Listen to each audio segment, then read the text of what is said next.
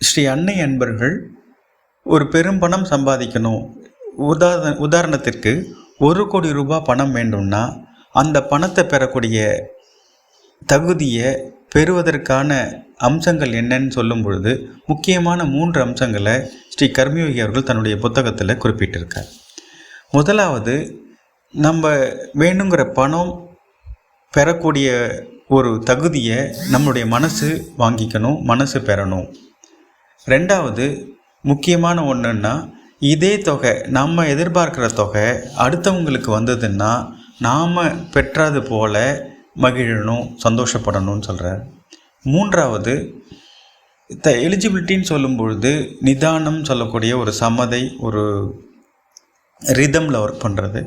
ரெண்டாவது பொறுமை, தொழிலுக்குரிய அறிவு. எந்த தொழில் மூலமாக நம்ம அதை சம்பாதிக்கணும்னு நினைக்கிறோமோ அந்த தொழிலுக்குரிய அறிவை நம்ம தேடணும், சேகரம் பண்ணணும்னு சொல்கிறார்.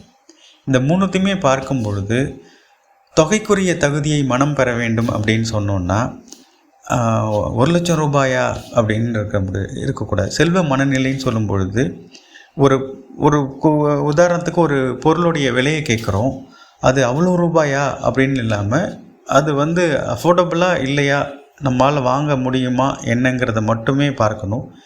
ஏன் இது இவ்வளோ விலை அதிகமாக இருக்குது அப்படிங்கிறதுக்கான காரணத்தை கேட்கணும். ஒரு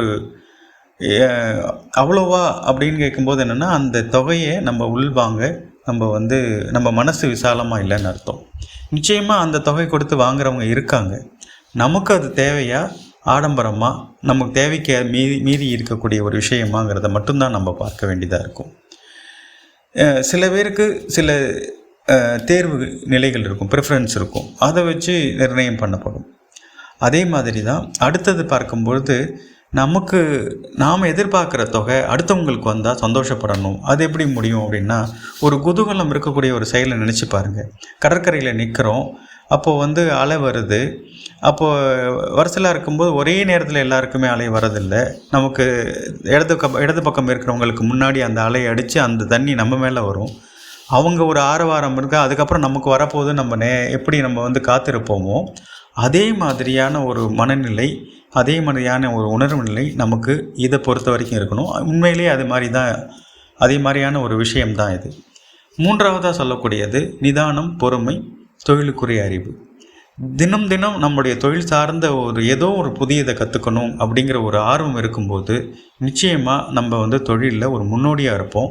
அந்த ஒரு முன்னோடியாக இருக்கிறதுனாலேயே நம்மளால் பெரும்பணம் சம்பாதிக்க முடியும்.